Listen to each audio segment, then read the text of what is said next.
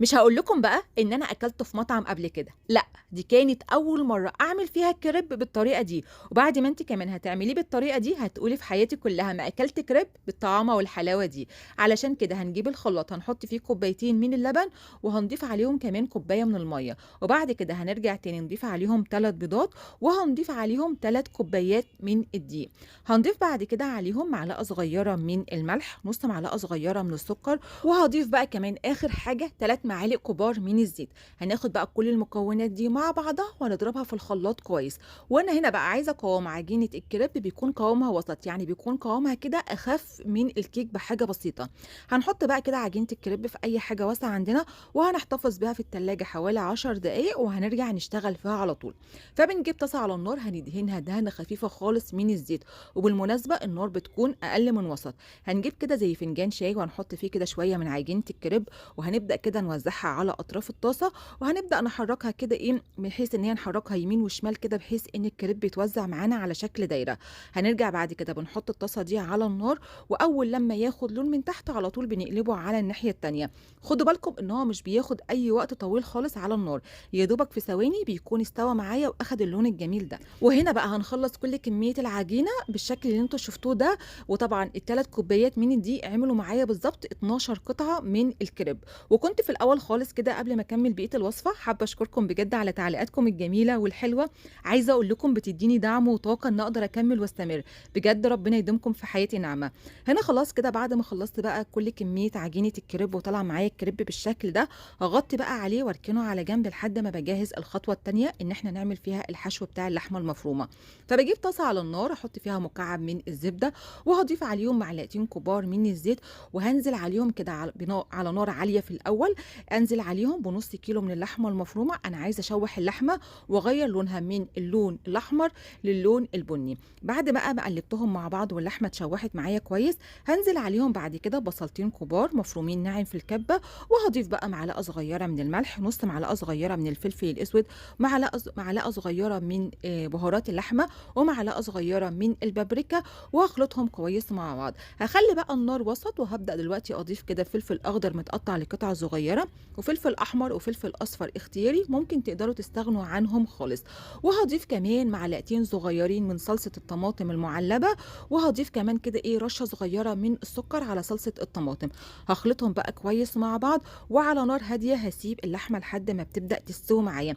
ما بتاخدش اي وقت خالص، يا دوبك حوالي 5 دقائق او 10 دقائق، يعني من 5 ل 10 دقائق بتكون اللحمه استوت معايا وبقت زي الفل وبتجيلي بالشكل ده.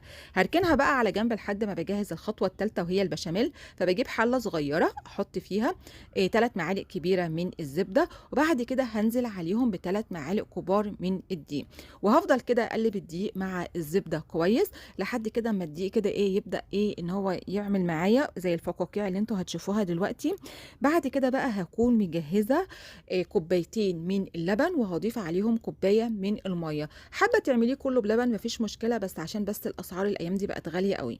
بعد كده هاخد بقى الخليط بتاع اللبن والميه وهبدا اضيفه على الدقيق بالتدريج، يعني بضيف شويه واقلب واضيف شويه واقلب لحد ما خلاص بقى بخلص كل كميه الحليب. وهنا بقى هضيف شويه من الملح وشويه من الفلفل الاسود وهقلبهم كويس مع بعض، وعلى نار هاديه هفضل اقلب بقى في البشاميل لحد ما قوامه يكون تقيل معايا شويه. انا مش عايزه قوامه خفيف، انا عايزه قوامه يكون تقيل بالشكل اللي انتوا شايفينه ده.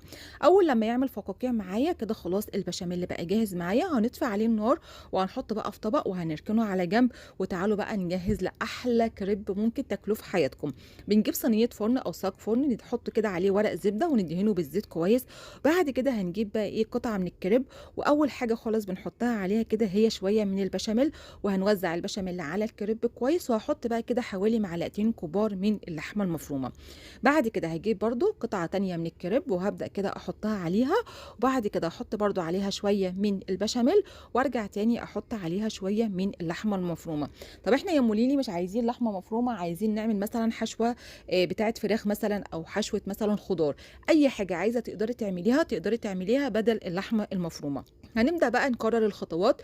بنجيب قطعة من الكريب وبعد كده نحط عليها شوية من البشاميل وشوية من اللحمة المفرومة. عندك بقى جبنة موتزاريلا كتير كده وعايزة تدلعي البيت وتحطي كده برضو بين الطبقات شوية من الجبنة الموتزاريلا، طبعا ده براحتك، واللي طبعا اللي انت عايزة تحطيه تقدري تحطيه. لحد بقى ما خلصت كل الطبقات كده وعملت آخر قطعة من الكريب. بالمناسبة أنا هنا حطيت بالظبط 10 قطع من الكريب لأن كان خلاص كمية اللحمة كانت خلصت معايا. اخر قطعه بقى من الكريبه ما بحطش عليها لحمه مفرومه، بحط عليها بس شويه من البشاميل وابدا اوزعها عليها كده بالشكل ده. واخر حاجه بقى بحطها كده شويه من الجبنه الموتزاريلا. وزي ما انتم شايفين هنا بنبدا نوزع الجبنه على الاطراف بتاعه الكريب كلها بالشكل ده. هنكون بقى مولعين الفرن على درجه حراره 180. هناخد بقى الصينيه دي هنحطها في الرف الاوسط حوالي ربع ساعه.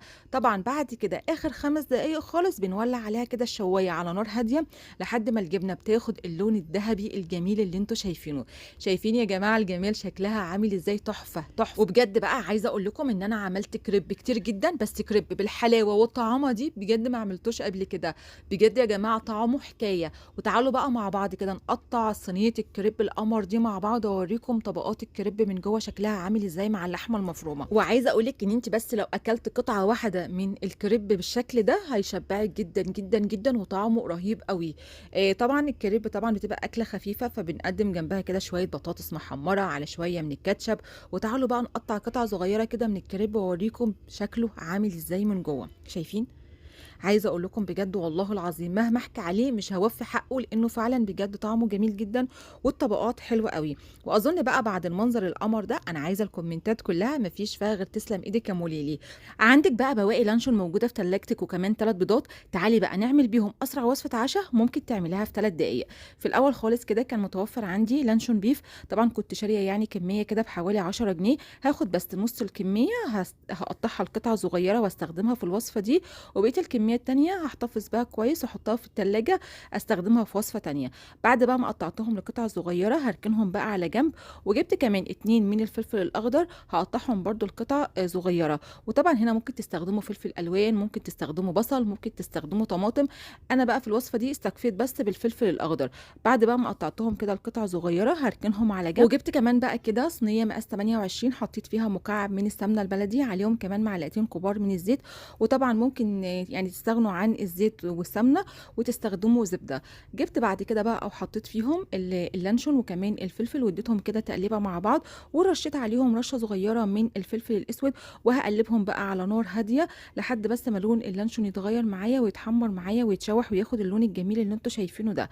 بعد كده هسويهم بس كده على قد الصينيه بالظبط وهبدا اوزعهم بالشكل ده. وكنت كده في الاول مجهزه معايا 3 بيضات، وطبعا انت ممكن تكتري كميه البيض اكتر من كده، بس انا هنا في الوصفه استكفيت بس ب3 بيضات. بعد كده هحط عليهم كده شويه صغيرين من الملح ورشه صغيره كده من الفلفل الاسود وهقلبهم بقى كويس مع بعض. وكمان لو انتوا يعني حابين تضاعفوا حجم البيض شويه ضفت هنا حوالي ربع كوبايه من الحليب، وده طبعا اختياري، بس بصراحه كتر لي الكميه وكان طعمه في الاخر مميز وجميل. قلبتهم بقى كويس مع بعض ولازم نتاكد ان احنا قلبناهم جدا. هناخد بقى خليط البيض ده ونبدا نضيفه على اللانشون والفلفل. زي ما انتم شايفين ان انا بوزعه على قد الصينيه كلها، يعني مش بحط في مكان واسيب في مكان تاني.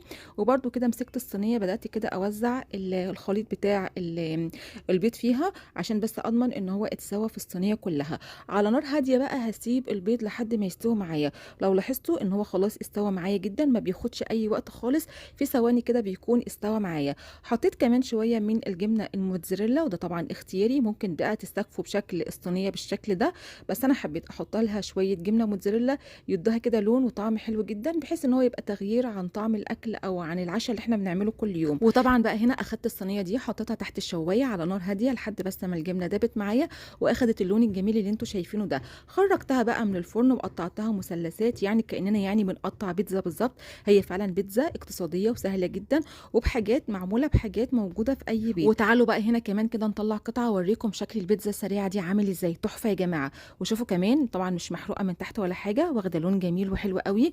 وتعالوا بقى كده نحطها في طبق التقديم. ممكن طبعًا توزّعوا عليها كده شوية من الكاتشب، طبعًا أكلنا جنبها يعني عيش، لإن هي الأكلة دي ما فيش أي حاجة جنبها غير العيش وبس.